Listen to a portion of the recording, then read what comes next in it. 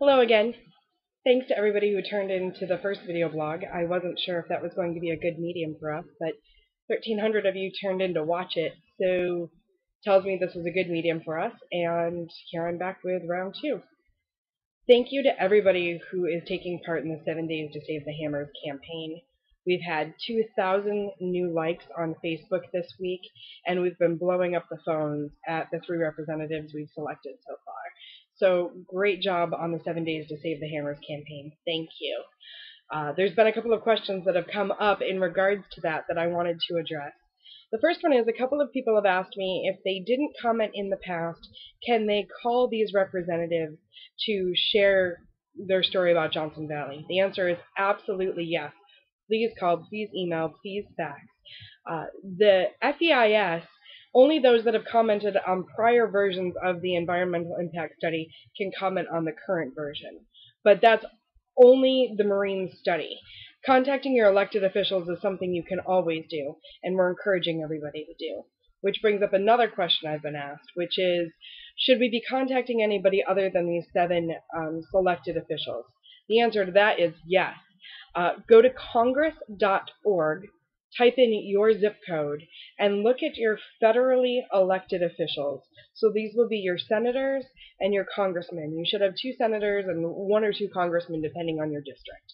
And basically what will happen then is call them. Tell them about Johnson Valley. This is a federal issue, and even though it's not in Southern California necessarily, it's something they need to be aware of.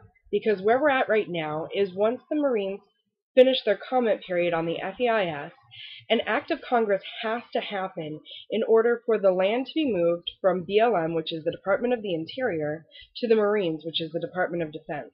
That act of Congress is something that our representatives, whether they're senators or congressmen, are going to have to vote on, which is why the more they know about what's happening with Johnson Valley, the more they know about what's happening with 29 Palms Marine Base expansion, the more educated they are to put a halt on this process or to contact the Secretary of the Navy and say, hey, what's going on?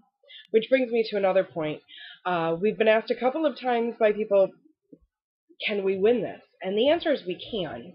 And one of the biggest reasons that we can win this has to do with the nature of the economy in the U.S. right now.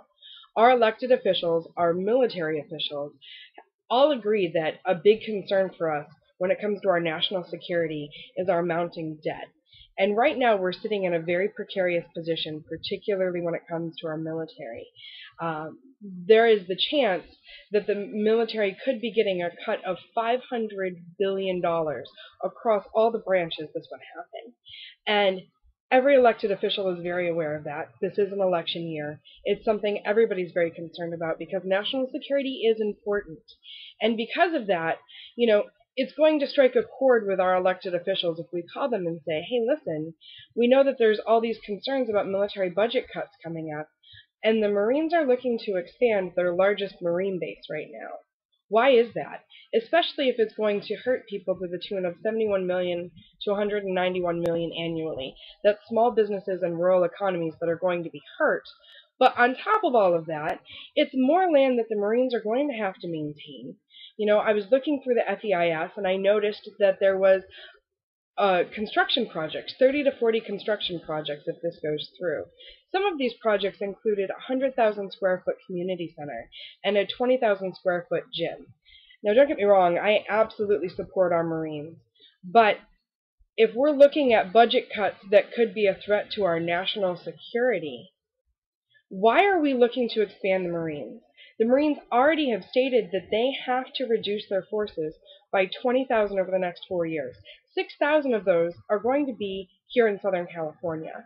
So if you're reducing your forces, and you know that $500 billion in budget cuts are coming, why are you looking to expand your Marine base? It doesn't make sense, especially when it hurts small business and rural economies. This is the message to share with your elected officials. This will resonate with them, and this is the reason that right now, in particular, is not the right time for the Marines to try to be taking over additional land. We're worried about being able to train our Marines currently, let alone without adding all of this additional land, more borders to maintain, all of that. please add that to the list of bullet points that you are sharing when you're calling your elected officials on this issue. That's a really key point that we need to be sharing. We've already talked about what the Marines need to do to take over this land, which is an act of Congress, which is why we're doing this, to try to slow that process down. One other thing I wanted to mention, when I talk about we, I'm talking about all OHVers, talking about everybody who believes that OHV land is something that needs to be protected. Specifically, the California Motorized Recreational Council is working on this. Hammer King is part of that group, but so is just about every other off-highway organization that you know of. Corva, Cal4Wheel, Blue Ribbon Coalition, AMA, District 37, they're all working together. We're all working on this, and you're a part of that. And we can't thank you enough for your efforts. Please continue to call your representatives. Please continue to make the calls every day. The reality is when we call these representatives and say, hey, we need you to speak up for us, we don't want them to say to us, we didn't know this was an issue. We want them to hear our voice loud and clear, that this is something that we want them to speak up, be our representatives, and stop this from happening.